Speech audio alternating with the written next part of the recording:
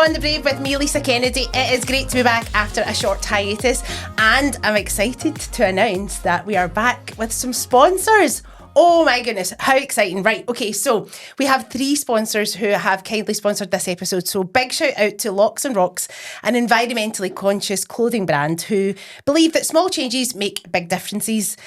We also have DN Training Academy, who are Scotland's leading health and fitness education academy. And also MacDonald, Crutherland Leisure and Spa, who are welcoming you now to come and check out their facilities and have a lovely spa day. So huge thank you to the sponsors. I'm absolutely thrilled to have them on board. So please check all the show notes for all the details, all the links, and we'll be linking them in the socials for the Braw and The Brave. And here's my shout out again. Please, if you're not already following the socials, please get on there, the Braw and The Brave. We're on TikTok, we're on Instagram, we're on Facebook, and also we're on Patreon. And if you're not subscribed on Patreon, you're not getting all the extra content, guys. Come on now. So without further ado, I'm so excited to announce that today's guest is none other than Jean Johansson. Oh, I am so proud of you. I actually didn't even breathe when I said all that. When you first started your podcast, it was like a phone interview. It was like 2020. I was listening to that. I had to be listening to it because I was like, that was during the pandemic. Yeah. And you were in France. Yes, it was a really funny time. I remember trying to get reception up at a window in my hotel room. And you didn't know me, and I was like, so can you come on my podcast and we'll do it on the internet, and you're in France. And I hugely appreciate that you're here again. You're like, here I am on the Braw and The Brave again. But 5 years down the line, you've achieved even more than you could even imagine. You've done, your career is just soaring, Jean, and I find you hugely inspiring, so I'm totally delighted that you're here. Oh, thank you. And it's so inspiring for me to see something going from that's really quite a small podcast you had to all of this. It's amazing. So well done, girl. Well done. Thank you, but that's big thanks to our pals at Up Next Studios. Absolutely. Love those guys. We do. Don't tell them though. So, I was thinking about this when I was listening to the podcast. You gave me some excellent advice, I think inadvertently, when we were chatting, and you were like, you need to know, you need to sum up what you want this podcast to be, Lisa. And I was like, right, Jean says I've to... And what I found massively inspiring about you was that you know what you want, and you have always known what you've wanted, and you've gone after it. I think you have to be specific. I was given that advice a long time ago, and I've tried to stick with it. You kind of have to be specific about what you want, or you can float around a little bit too much. So I think over the past few years, I've really sort of tried to stay in that daytime TV lane, and that's worked out well for me. So it might not be the best advice for everyone, but I think especially for people that are starting out, be specific. You know, people that say, I want to be on telly, it's too vague. Why do you want to be on telly? How do you want to be on telly? What do you want your voice to be? You know, what's your purpose if you want to get really deep? And once you figure that out, I think it all becomes clear. Because when we were chatting, and we went right back in terms of your career to date at that point, and you were saying so you'd started off modelling, but your aspirations were to be a journalist and be in that world, and what the story about you basically during the Commonwealth Games deciding that you were just going to go and make your own content. Again, I found that hugely inspiring. Somebody who just was like, well, it's not coming to me at this moment in time, so I'm going to go after what I want. Because at that point, you had a huge plethora of work. You know, you had a roster of work that you'd done, amazing Disney Channel, all these amazing things. But then at that point in your career, you were like, yeah, I'm going to go and make the content that I want to make. And then all this other work obviously came your way just off the back of you making the thing yourself. Yeah, and I think that's another big lesson, is being intentional. After my son was born, I had 4 or 5 years of no work. I mean, nobody even replying emails or phone calls. I didn't have an agent. And then the Commonwealth Games was coming to Glasgow, and I thought, I'm going to hire my own crew, as I told you. And I just went out and shot some stuff. And then I sent that off to the One Show, and they gave me some reporting work. So, you know, that sort of laser focus. And sometimes it's hard to get into that zone, but I had no choice. Nobody was hiring me. I felt as if my career was over. I was quite young, I thought. And they were missing a trick, obviously. Do you know what I mean? You're like, well, look at me now, guys. Yeah, and then that domino effect, the one show led to Animal Park, led to A Place in the Sun. So I do think those two things for me, being intentional and being specific, have served me quite well. Not always, but I try and stick to those two things. You know what I mean? I think it's important to know your brand, if you like, and it's okay to branch out and try different things. Of course. Like you will have, obviously working in children's TV initially, and then moving into, like you're saying, like daytime TV and stuff. Like, but it's also equally important to be like, do you know what? I know what I'm good at. I know what my interests are. I know that I can be comfortable in that niche, that space. I think there's a lot of kind of ownership in that. It's important to know who you are. I think I used to do that with my dance troupe. Sometimes people would ask us to do a Charleston, and I'm like, no, that's the 1920s. We do 40s and 50s. And people are like, but can you not do it? I'm like, yeah, just because I can do that thing doesn't mean I'm just going to. Yep. Exactly. Yeah. And that is quite hard to do that sometimes because it's knowing when to say no. That's another skill I've really had to get good at. I think you and I are quite similar. Yeah. I'm like, I'm so thrilled that you well, say it's yes. nice to say yes, and I'm always saying yes, but the older I get and the longer I do this job, it's that I understand how important the no's are as well. And reality TV has came knocking for me a few times, and I've just had to say no because it just doesn't feel right now, or maybe it's not been the right show or the right project. So it's equally as important to know how to say no, I think. Although I'm still holding out for you being on Strictly.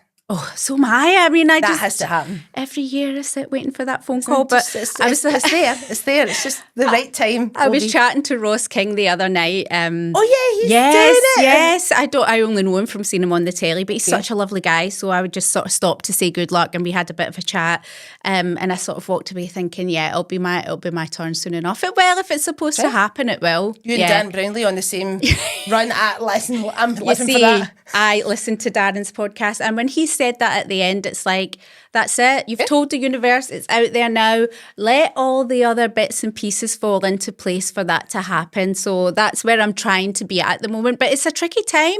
The industry's really under a bit of a transformation right now. So it's tricky for me. It's tricky for everyone, as you probably know. And having had such an amazing career to date, and not that I'm aging you, but you've been in the business a while now, Jean. I know, defying time, by the way, just saying. How has the industry changed from when you started out to now? Massively. I mean, I've seen a lot of changes. That's the great thing about being around as long as I have. I got my first telly job in 1998 for BBC Scotland. I was a teenager. So I've seen these trends of, we're using reality stars now, or everybody needs to be an expert, or we're going for regional, or now actors are getting big game shows like David Tennant and Stephen Mangan and Rob Brydon. So, big name presenters are losing out to actors now. So I've seen all these things going around. You've just sort of got to be patient and wait for it to come around again. But I have been pushing myself. I'll give you a bit of an exclusive. Oh, it's a I shouldn't laugh. But I had a bit of a quiet time at the beginning of the year. Okay. And I auditioned for Balamory. Oh, did you? I know. Lisa, I was absolutely terrified. In fact, when so cool. the email dropped into my box, I opened it and I went, this is my friend Gary Lamont winding me up. This is not a real casting. He's trying to trick me into doing a tape. Is that a Gary Lamont thing? Yeah, totally. Right, okay. He's trying to make me sing so we can laugh at this casting tape. But then I phoned my other friend, Rhys Donnelly, who I think you know. I do. And he was like, no, Balamory's coming back. Yes, They're looking for new characters. He said, go for it. He said, in fact, come into my theatre school. I'll help you with the composition and the song, and I'll help you do the screen test. And Lisa, I don't sing. I've never sang it. It's a bit to ask you. I'm like, surely you were a stagey kid, no? No, not in that way. Okay. I don't hear note changes. Fair enough. Listen, you've got all the talent. You can't sing it. Like, I'm not Whitney Houston. I wish I was. So singing is my line. Okay. For my agents over the years, I've always said no singing. Fair enough. But you know what? I thought, I'm quiet right now. Balamory is an institution. I would love to work with Julie Nimmo, filming for a month on the Isle of Mull. I was like, I'm going to do it. Good on you. And I went in, did the tape, sang, danced, acted, oh my God, Lisa. I'm so proud of you. That's so cool. I didn't get it, which is fine. Listen, You did it though. You did it. Do you know what? I'm so proud of myself You for should be. standing in front of a piano and singing, because for me that was just That's huge. Like, that's like my hands are shaking thinking about it. That's me acting. Right, So I okay. totally get that. If somebody was like, and I mean, obviously, like reading that's enough for me. Do you know what I mean? I'm like, that's enough. Wow. I'm Good on you. really, really proud I did it. Even though I didn't get the part, I'm glad that I overcame a massive But fear I bet of mine. you were down for, like, you were in for a shout, Well, for sure. do you know what it has done? I was having a bit of a quiet few months there, and then, of course, once the universe opens up and you're open to things, it's like, Jean, can you come in and do a pilot? Jean, we've got this thing. Or Jean, and it's like, right, okay, because I was sort of open to something new. Other things have been coming in. being pushed, I think, as well, because you can get comfy. Oh, when you've been so doing comfy. Your thing. Oh, a place the sun's the best job in the world. I'm course. so comfy, so happy, but I just had a little break there, and then you're reading about ITV are making cuts, Channel 4 are making cuts. You just never know what could happen. Yep. So I thought, let me diversify a little bit, try other things. Balamori was not on my bingo card for this year, but I'm so glad that I did it. I'm really glad. And then I guess if something like that came along again, you wouldn't be maybe as apprehensive about going for it, because you're like, well, I did that, and right. and I didn't die. I didn't fall down in a big hole. Like, You're right. I survived that. Do you know what I mean? Yeah. And it's never as bad as you think. Do you know what I mean? When I'm ever asked to speak to Gavin, I'm like, this is the worst thing ever. And then you do it, and you're like, all right, this is fine. Right, Yeah. okay, we're all right. Yeah. But it's important to push yourself for sure. Yeah, that's been my big lesson of the year. I feel as if you get these big lessons every year, and that's been my big lesson of this year so far, is to push yourself out of your comfort zone. Such a cliche, but honestly, on the way to doing that, I was shaking my voice, so it was really facing a fear, and I'm so glad I did it. I'll be kicking my height now and singing the chorus line. She's away. Listen, Chicago's next.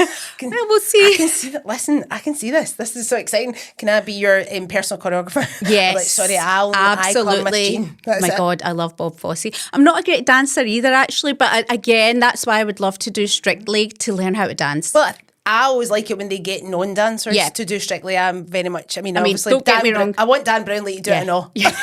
He is a dancer. Disco Kid, 1994. Disco dancer through and through. Yes, but actually, with the big high ponies and all that. Of course, sequins, tan tights. Yes, that was that my works. world. I don't know why I was wearing tan tights, but anyway. Yeah, dancing, I think, is in my future in some way. I auditioned for Dancing on Ice a couple of years ago. Did you know? But there's a lot of risks with that one. By the way, yes, that's true, actually. Do you know what I mean? Go for Risk of Strictly. injury is what I mean. Correct. Yeah. Yes, I think Strictly's definitely safe for sure. We'll wait for Strictly. Yeah, let's I wait feel and like the Balamori was like, you're just the gateway into Strictly. I feel it's going to happen. think? It's going to happen. Right, yeah, I'll come back when I get cast in Darren when you Strictly. said that. I was like, this makes absolute sense. Yeah. When you said it to me, I'm like, yes, this makes sense. So it needs to happen. And taking you back to being a young person, like that wee disco dancer in Port Glasgow. Yes. What were your dreams and aspirations at that point? Everything. It's same as you, do you know what I mean? Wanted to be in EastEnders, wanted to be in Dallas and Dynasty, wanted to be Whitney Houston, do you know what I mean? All the dreams that little girls had. But definitely, it's funny because my son now is being told the same thing. I was always being told I talk too much, always being told just to pipe down a bit, always being told there's a bit too much. So I secretly love to see that in my son as well. Absolutely. So I think a lot of people that are around me knew I was going to do something. What that was, nobody knew, but I kind of knew that opening my big gob was going to get me somewhere for good or bad. And it has. See? All these people that tell you, we still, where are they now? Yeah, exactly. I mean, I can't, there's been mentors along the way, whether that's been a disco dancing teacher or an English teacher. I had a real talent for, I liked English and literature and books, which I still love. So yeah, it feels like yesterday I was disco dancing, honestly, Lisa. The time has gone like that. Totally. And like, at what point, do you think that you've always had that self-belief, like, I can do these things? Because I feel like the dance world for me was like, it was like a Mickey Mouse job. Like, oh, you won't dance. Like, that's not a real thing. Like, why? That's not I mean, now I'm doing it. I'm like, absolutely is. Oh, the people around you were saying not that? even like my parents have always been like, you can do what you like. But I think having been deemed academic at school, it was very much you'll go down that academic route. Right, okay. And like the dancing's a hobby thing. It's not really, and I guess probably at that point, like kind of late 90s or whatever, there was nobody doing that kind of job that I could go, apart from my dance teacher, you know, Saturday classes, there was nobody doing that thing. Yes, for same. you, like, was there anybody in your family on the stage or on TV? Well, yeah, my sister left school at 16 and she went down to London, became a makeup artist. So she was always someone that I looked to, like, oh, you can leave Port Glasgow and you can go and have a career in the creative arts. And then when I was in high school, Martin Compston was cast in Sweet 16 and that was filmed in Port Glasgow and Greenock. So again, I was like, a movie being filmed here in Port Glasgow. So there was always wee whispers of inspiration around. I was never scared. Even I worked in MacDonald's drive-through Greenock. Yep. And when I put my wee, like, sort of, I was pretending I was Janet Jackson with a wee microphone, like Rhythm Nation. And I would open my window. I just love talking to people. What would you like? Okay, wee jokes, laughs and jokes. They loved me at that window. So I was already like, yeah. Even though I was working at McDonald's, I was like, this is it's all going to lead to something. I did have self-belief. Now looking back, I don't know where it came from. I did have parents that were going, you know, they were aspirational, but they were always pushing me to university and go and study and journalism and media. But I had massive amounts of self-belief and I don't know where that came from, but I'm so grateful for it because along the way there are so many people who are always trying to pull you down, you know, being working class, being a woman, being mixed race, whatever, and we all have our challenges, but I just ignored all of them. I just went for it, which is so crazy now because I don't have the confidence now that I did as the 18-year-old that walked into BBC Scotland. It's one of the only jobs where I walked in, there was about 300 kids over 3 days auditioning and I just knew I was going to get it. Did you? Yeah. That's, I think, the only time, maybe my second audition for A Place in the Sun, I got on the tube after and went, I'm going to get that. But that's in a 25-year career, so it doesn't happen often. That's twice. Yeah. And I don't know what it is I don't know what this recipe is that gets you in that zone Maybe where you a go, mixture of like believing in yourself, but also believing in the universe and it, you know, manifesting some. I think 18, it was naivety and blind confidence. Nice. Yep. By the time I got A Place in the Sun, it was, okay, everything I've done is leading up to this and I'm now supposed to get it. And that's a whole different type of maturity, isn't it? So But it's interesting what you say about that naivety as a young person. Like, I almost like to borrow confidence from my younger self sometimes because I'm me like, too, how yes. come like you just rocked up? I mean, I remember being absolutely nervous, but like went to the Rockettes auditions and was like, yeah, I can audition for this professional dance troupe. And maybe that is a bit of the working classes Down. that and the Glaswegian, that kind of West of Scotland Gallus. Of course I can. I mean, I was actually picking it when I was there, but like, you know, but actually I think now as a nearly 43-year-old, if you told me to go and audition tomorrow, I would be a mess. I know. As I say with Ballamore, I was there. That's why I'm so proud of you. I'm like, yes. But it's so important to put yourself out there like that. Do you know what I mean? And if you've got to borrow confidence from somebody else, like if somebody looks at you and goes, right, well, Jean's done it, so I'm just going to channel my inner Jean today. Or even like looking at your former self if you did something that was a bit off the wall or a bit crazy or a bit confident. Yeah, because it's so important to just go for it. I mean, what is the worst that can happen? That's usually what I try and tell myself. I'm like, they say no. That's true. And then what? Yeah, that's true. But it's hard to get yourself into that way of thinking at the time when you're panicking. But yeah, there is a confidence that comes with like, being in your mid-40s. But still, sometimes you do have to dip into that 18-year-old. I remember I was 21, I auditioned for CD UK with a live audience. Just walked onto the set, right, what we doing? Did you? If I was auditioning for a live show with an audience now, I'd be terrified, you know. But I think there's ego, there's fears, there's all the no's, and I'm not. I could. There's no podcast long enough to me to sit and talk about all the jobs I didn't get, all the failures, all the embarrassments, all the no's. And I think that does chip away at you a little bit. Right, yeah. So it's just thank you for trying saying that though, because anybody watching this and looking at the career that you've had to date, people are just going, oh, well, I mean, she's amazing at what she does and she nails it every time and she gets every job, surely. Absolutely And you're not. like, well, no, actually. Do you know, I don't know if you think this as well. I read somewhere for every yes, you've had 17 no's. So, that sounds about right to me. That is 100%. That's a hell of a lot of no's, isn't it? You're like, just knock me down again. Knock me down again. Why do we do it? Why do we put ourselves in the firing line? Drive through it, Greenock, having a lovely time chatting to people. I know. I was in Motherwell, MacDonald's while you were in Greenock. I was a lobby jobby though. I wasn't as glamorous. I didn't get a microphone. Oh no, I had my Janet Jackson microphone. I was actually cleaning the bins. I was putting on a performance every night. But now my son's into football and he's getting to that age where rejection might start to play a part. And I just could die for him, just knowing what's in store with any hobby, whether it's dancing or football, the cuts, the rejections, that you're not quite good enough, you're not. And I know he's got all that to come and there's nothing I can do to stop it. And what I do know for sure is that every setback, every person that doesn't believe in you pushes you. It 100%. Really does. It pushes and you've got to believe that when you get the no or the rejection or whatever it is, that it is just that it's leading you down a pathway that just... In your mind, you're like, but I totally wanted that, and I would have been amazing. That would have been great. It's heartbreaking. It's heartbreaking. I mean, I auditioned. I don't know if I'm supposed to talk about the things I auditioned for and didn't get, but anyway, I auditioned for Homes Under the Hammer. Okay. I cried when I didn't get that, Lisa. I was devastated. I really wanted that show. Scottish production company, BBC One, daytime. Property. It was before I did A Place in the Sun. Okay. I'm glad I didn't get it because I got A Place in the Sun, which is another property show and it films abroad. Yeah. A much better fit. But that was a massive blow at that time. Like the sucker punches. Like really wanted that. And I would have been really good at it. Oh, it would have been great. But it was another no, and I've had so many in my career. But I can smell it. When I got the email from Balmoral, I was like, oh, I didn't get it. You can take it better now. Do you know what I mean? It's giving it a bash. See what happens. Totally. I probably wasn't so invested in that. Just wanted to work with Julie Nimmo. True. But yeah, the skin is so thick by this point. I don't know if you feel the same. I think you're a bit like me. People look at you and probably don't realise how tough you are. Well, I mean, I don't know. Lisa, no. I'm a wuss. Those chorus lines.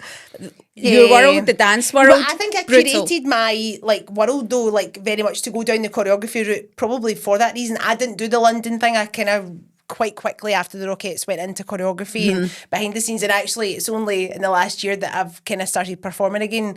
Inadvertently, one night there was a dancer down and I'm on the stage. Yeah, with girls who.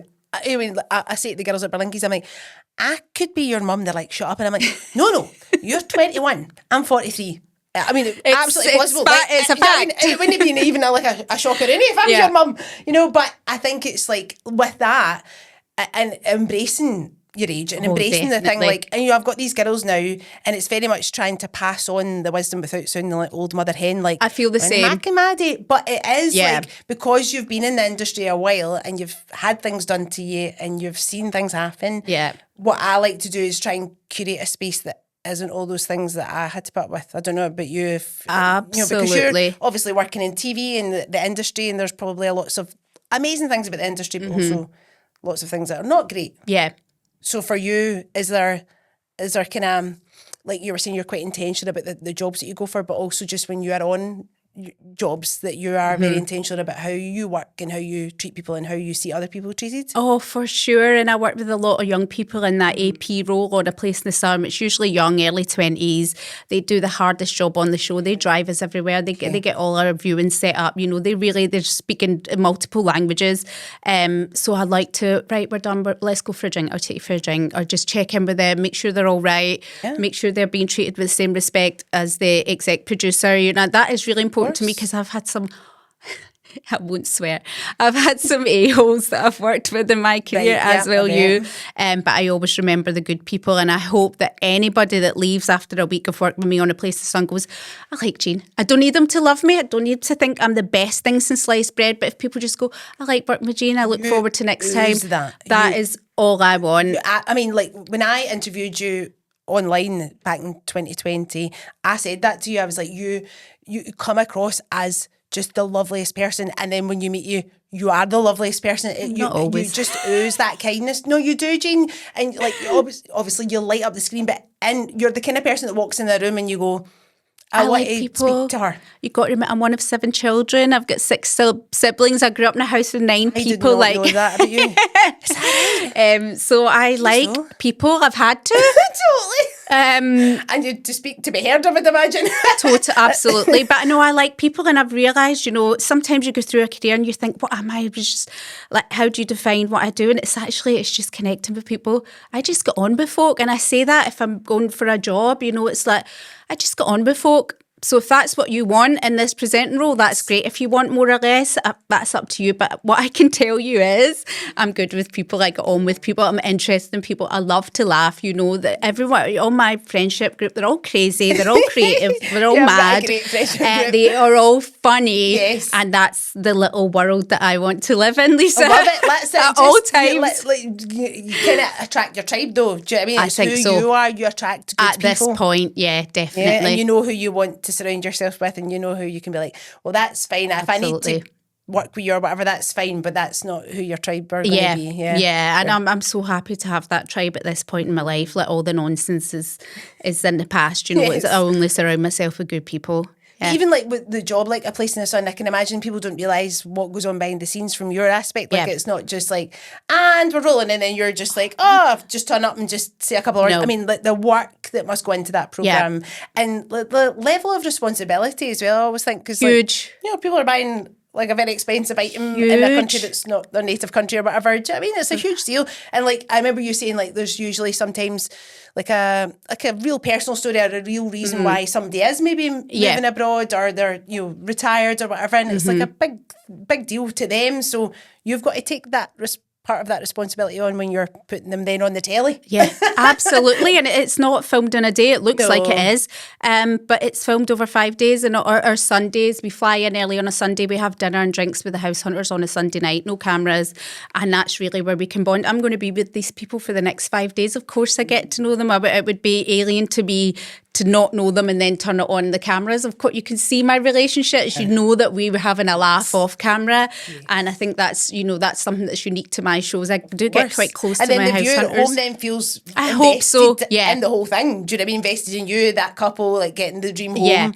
Because they feel it. They feel that relationship is there. It's not just fake, like you say. And that's what's been nice about A Place in the Sun. It's so much more than a presenting job. And I've met some great people. So, yeah, it suits me to a T. Yeah, and being in the sun's not too shabby. It's not bad. It's not bad. I never complain. Totally. Are there particular jobs along the way, one-offs maybe, or stuff that you've been on for a period of time that have been a real like kind of lesson learned moment? Like you feel like they're the pivotal moments in your career where you're like, oh yeah, I felt like that was a real kind of moment for me to take stock of. This taught me this lesson, or I know I'll never do that again because this happened, or.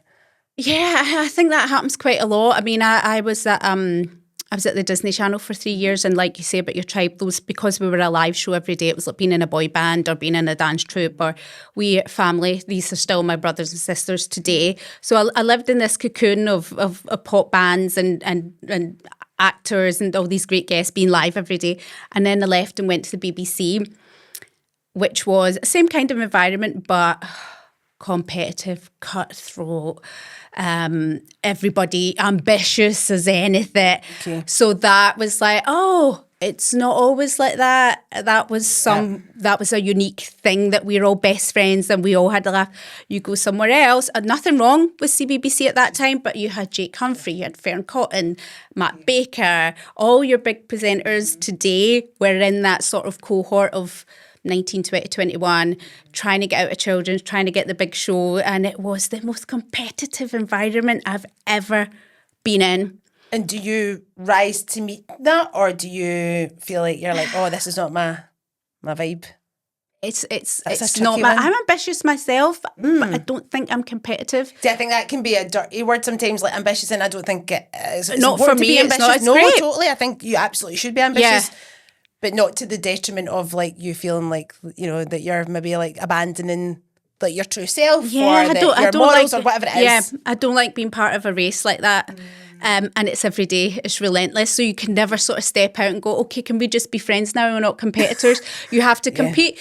But when I think about the people that were like that, a lot of them have become really successful. So maybe it is a good trait to have. It just doesn't work for me. It's just never really worked for me. But you're equally successful, so you've won. Yeah, I have. I've won my own race, I suppose. Totally. Thank you for that, Lisa. No, I've won my own race. But yeah, so there are jobs, and then that awful thing of like Celebrity Masterchef. Like when I walked in, they sort of introduced one celeb at a time. And I was just sitting there going, nobody's going to know. Like I am. That's when the imposter syndrome gets you. That's when you sit down and go, oh, he's from EastEnders and she's, she's her pop band. Why am I sat here? And I've got to sit and talk myself out of it. That's like, for me, that's nuts, because I'm like, you can imagine yourself being sat there when this sat there, they'd definitely be like, who's this lassie from Belsill? But that's where you go back to. That's where you go back to. Doesn't matter. That's where you go back to. So you're sat there and just going, I'm Jean Anderson from The Port, and I'm sat here with, John Partridge. I was a massive EastEnders fan. I ended up on he's now a friend. I ended up on MasterChef with him. I'm like, you're an actor and a trained ballet dancer. You've done the West End. You've been a soap. I'm kind of, they just kind of let me in. Shut up. But that's where wild. you go. So the That's next mad. time when I went on another show like that, I was like, I'm owning it. Good I'm for here you. because I've got my own show. You can't be doing that when you're in Strictly. I'm just telling you that now. Oh no, don't you worry. You own that. I'll be kicking my height, Lisa. So yeah, I had the original question. I learn on every single job, and I remember I went on House of Games, and I'm not a very serious person, as you know, so I didn't take it seriously. I love Do you love that it? show, so I'm so like we've watched your episode because my partner is a huge game show You fan. play along at We home? play several games every day. Isn't it so clever? And we've watched your episodes a number of times. Like, I loved it. Well, I went on it the first time and was completely intimidated and went back to my default, which is class clown. I was just mucking about. I'm just so happy, and I'm sat next to Richard Osman. I'm not even really listening to the questions. I'm just having a ball, right? Lost, of course, didn't win anything. And then a few years later, they had like a losers round. So we get invited back, these losers, a redemption week. And I thought, I'm not going to do what I did last time. I was scared. Mm-hmm. So I went back to my default of being an idiot. A funny idiot, but an idiot. This time I'm going to win because I'm good at quizzes. And I'm going to win this week. And I did. I know, it's so cool. I almost cried. It's but those are the lessons. Don't be an idiot, Jean. Like, don't. You get the trophy, but I've got a suitcase and I've got an apron with Richard Osman on it, who's the nicest man on earth, the loveliest nice guy. So that was a lesson learned. Like, don't muck about. Mm-hmm. Just because you own your space. Yeah, like, I've been asked to be on this. I'm clever. I know I can do this. So happy to win that. It was just about winning the game show. It was about me going back and not being insecure and intimidated by the other guests and Richard, and just enjoying it. And then once I was my true, authentic self, I won. So cool. It's all the lessons we listen to on podcasts, but actually when you do them from yourself, like you were like, so here's the lesson. Like, nobody had to tell you that. You just learned that by doing it. And sometimes it is that thing. You just have to go through it to be like, right, okay, I get it now. Right, okay. Yeah. And not like do that thing. But it's a Scottish thing to an extent, where we need just to talk stop it. I'm down. bored of it. See all this self-depreciating stuff. And I hear so many of your guests sitting, and I've done it as well, because that's what we do, and it's funny. We need to stop that as a nation. Don't you think? We're so self-depreciating. Like, we're so always going for the joke, like, and putting ourselves down. I really work on it. I really work on that's important. On not being like that. I try to. Yeah, I mean, young people that I work with now, like, so I have the pleasure of working with a lot of young people, and their confidence is really inspiring. I think I know there's a lot of difficulties for young people, and I wouldn't, in a way, I wouldn't thank you for being a young person nowadays. But equally, I think with the rise of social media, as much as it has its negativities as well, I think for young people, there's a lot more kind of like the idea that there is more opportunity out there, or you can make your own opportunities. Yeah. I love that for them. Yeah, 100%. Do you know what I mean? Because like when I was their age, I definitely wasn't thinking the way that they come across, you know, and their ability to be like, oh, I can do that thing. And I don't know whether it's maybe because I work in youth theatre, and to an extent, a lot of these young people that are coming to us do love that, and are very much in that ethos of like, we can make a show and put it on and people will come and see it, and like, that's just a normal thing. But not every young person that I work with is that confident. But yeah, I think it's definitely important to to just be like, yeah, I can do that thing. Yeah. Why not me? Maybe we are the last generation of it, and they're all going to be a bit more confident. Excuse me. I see it as well. I see it in younger people. I mean, I get DMs like, I want to be a TV presenter. Can you give me the names of the Place and Sun producers? I'm like, yep. If you've got the confidence to just come into my DMs and try and get my job, I love you so much. There you go. Go for it. Yeah, I think, and that's a good thing. And for Scotland as a whole, we do need to be just drop that a little bit. It's tired. It's I mean, they're always telling me off in here. I'm saying this. Graham up next is always like, Lisa, and I'm like, I know, but just like, it's funny when I take the mick out myself.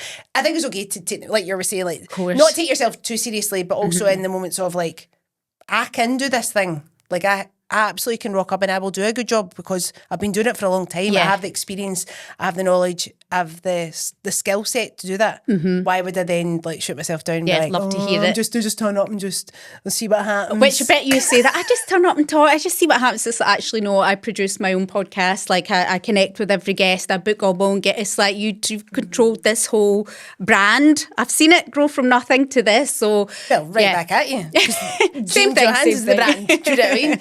And are there, like, aside from obviously Strictly, are there still goals of yours that you have, or are you just very much like, I'm open to whatever the universe or whatever the pathway? Yes and no. It's that being specific again. It's I've always wanted to. Sometimes I get scared, I covet it too much, and that's why it's not happening. But I've always wanted to sit on the sofa, and just do that. So that will come to me when the time is right. Correct. Just like Lorraine or this morning or the one show. But I just shot a pilot for a paranormal series, and that really was like, a love of mine, obsessed with anything supernatural or paranormal. Okay. And again, that's what I'm saying. It came to me out of nowhere. So who knows that, but you know, if that comes off, and I hope it does, that would be nice to do a bit of history, research, really explore the paranormal and get into it. That's something that excites me. You maybe have seen it before, 222, a ghost story. It was here last week at the King's. Oh, was it? Is it good? Stacey Dooley. Yes. And Kevin Clifton were in it. Yes. She's been in it before. Yes, I know the play. Is it scary? Yes. Right. I mean, I'm like a fairy, but it was actually scary. And then the ending, I'm not going to give it away. No, don't, because I will go and see it. They do that thing at the end where they're like, don't tell anybody. Yeah. Oh, never seen it coming. You would love it. If you're into paranormal, you would love it. I'll definitely go and see that. Yeah. So who knows what will come. That's so cool. I'm at a point where I'm doing more A Place in the Sun, and I'm sort of like just waiting to see what falls in a little bit. Usually I'm going after things, get down to London. But there's a funny time in the industry, and I have to accept that. There's less commissions. People are tending to go for bigger names at the moment, I think. The industry's going through this sort of transition, so it's probably good for me just to sit back, see where everything's going, and then make my new moves. And again, that's maturity. Because you'll have seen that before, because you've been doing it, so you're like, I've been here, I'm getting to shit. I'm not worrying. No worrying about that, pal. Like, I'll just sit back and wait my but turn. Then I'll put a podcast on that says you've got to go after it. And then I'll go, oh, should I be going after it? Should I be sending out 15 minutes? So I do. I'm not perfect. I sort of quaver a little bit here and there, but right now it's feeling good. That's good. That's nice to hear. I mean, like, because of the amount of work, the roster of work that you've done, like, it's lovely to see you sit here and have that confidence to be like, we'll just see what happens. I'll go after the things that I want to go after. But also there's a certain amount of belief in, like, I've done the work, I've done the groundwork, I've been in this industry for a while, I get it. And there is still more to do. You're not going, oh, well, I've done it all, I've learned it all. I don't think you ever sit and say that, do you? No, I think the minute you do that and you go, there's no more learning to be done, that's it, I've got it sussed. I think that's when you should be like, maybe it's not for me now. Do you know what I mean? Like, because I get the impression that you're hungry to learn more, to work with new people, to do, like, challenge yourself almost. Yeah, always. And I would love to do a challenge show. I really fancy, like, Celebrity SAS, one of those where, I mean, talk about going out of your comfort zone, going into a room where the piano is going out your comfort zone, but running, fighting with another human, like ducking you into water, no dry clothes, sleep deprivation, everything they do on that show. I would just love to try it, because when will you ever train with the SAS? This is it. Like, never. And you know, I watched this series and 2 people quit on the first day. I turned to my husband and say, wouldn't it be me? I'd be. Bells Hill, again, Glasgow, do we quit? I don't know what that word means. You can kick me out. Did they not watch it before? But I can Like, be rubbish. what did they think it was going to be? I don't know. I could be rubbish at the task and I might get kicked out. But let me tell you something, Lisa. Hang it on. I would never quit. No. I would No, never you're take not my a art. quitter. No way. That I could return to my home. No way. So I would like to do, I'm putting that out there. I'd like something I'm ready for a challenge. I genuinely, and I'm totally not blowing smoke up at you. Like, I think anything you put your mind to, you could do. I think that goes for everybody though, doesn't it? It's like, honestly, like the vibe that you give off, like I just think you've got the right attitude. yeah, To, you have to. I get the vibe that you've just got the right attitude to life, you know, and I guess that's what you're trying to instill in your wee boy as well, like just to be like, life is not going to be plain sailing. You're going to get the knocks and all that, but like to go after the things, regardless of the potential of knocks and things not going your way, like whether it's sport or whatever he wants to end up doing. You can't be scared. You just have to do it. Yeah. You have to do it. Yeah. You know, and what an inspiration you are to him. Do you know what I mean? Like his mum. I am the uncoolest mum in the world. But one day. Secretly, you're an inspiration. I always say to him that one day, Junior, you're going to realise you've got a really cool mum. You don't know it now. You're embarrassed at the sight of me. But one day, one of my friends has got a tattoo here, tiny wee writing. It says, "I'm a cool mom." She does. Oh, I might steal that. So she's got 2 boys. And she was like, this is just to remind them. Yeah. I mean, we all realise, don't we, with our parents, like, my mum's my idol now. I never thought that when I was 14. So, yeah, I'll give it time. Yeah, totally. I mean, words of advice, you've given so many, I guess, just in explaining your story thus far. But if there is, and I don't necessarily just mean anybody that's wanting to get into your industry. Yeah. But just anybody that's watching this and is going, and regardless of age, because I guess at any point in our lives we can be like, do you know what? I'd quite like to have done that thing. Yeah. What would your one bit of advice be to somebody who's like listening to this, watching this and going, I wish I'd done that thing? What would you say? It's such a cliche, but don't give up. Don't give up. Don't take the armband off and quit. Don't do that, metaphorically. Like, don't. Yeah, absolutely. Do not quit. Hang in there. How many people do we know? Actors, people that have hung about. We've seen them through being skint. You know, I'm on universal credit now. I've not worked in years. COVID, and then massive series. Those are so many of my friends, and I just love to see it. I love to see that. I've had conversations like, Jean, if it doesn't happen in 6 months, I'm giving it up. I'm like, no, you're not. No, you're not. Don't put a time on it. And then it's like, you get that phone call, I've booked a job, I've got this, and it's same for anybody. It's like, don't give up, keep at it. You got to keep at it. Don't give up. It doesn't matter what age it happens for you. It will happen. And I truly believe it. It's not just a cliche. I truly believe it will happen if you keep at it, and you're specific about what you want and you're intentional. I think that's what's worked for me. Jean, you are braw and brave in equal measures. I find you hugely inspiring. I cannot thank you enough for being here for the second time. So nice. In real life this time. Oh my God, lovely to see your glow up. It's amazing. I mean, what is it like? Literally, I'm like, here's the imposter. But this has been an absolute joy. And I just look forward to seeing what amazing things you got up to next. I know whatever you do, it'll just be awesome. And just, keep being you, keep inspiring us all, because I think what you've achieved to date is just phenomenal. And I can't wait to vote for you in Strictly. Oh, yeah, you better. And do you know what? I'll sneak lessons in, which I'm convinced they all do, by the way. So we'll get a wee church hall in Ayrshire somewhere, right? Yes. And I'll do loads of lessons the year before. And then sorry, I'm Jean's personal choreographer. Sorry, I come everywhere with her. I'll pretend I can't dance. I'll just empty my diary, right, just for you. Thank you so much. It's been amazing, Lisa. Thank you so much. And thank you so much for watching. This has been an absolute joy. Thank you to Jean for being the most amazing guest. And like I said before, if you haven't already followed our socials, please do like and subscribe and all that stuff. I'm pressing the button there. It's that button. And if you're not on our Patreon, we would love to see you there. But for now, thank you for watching the Braw and The Brave with me, Lisa Kennedy. See you next time.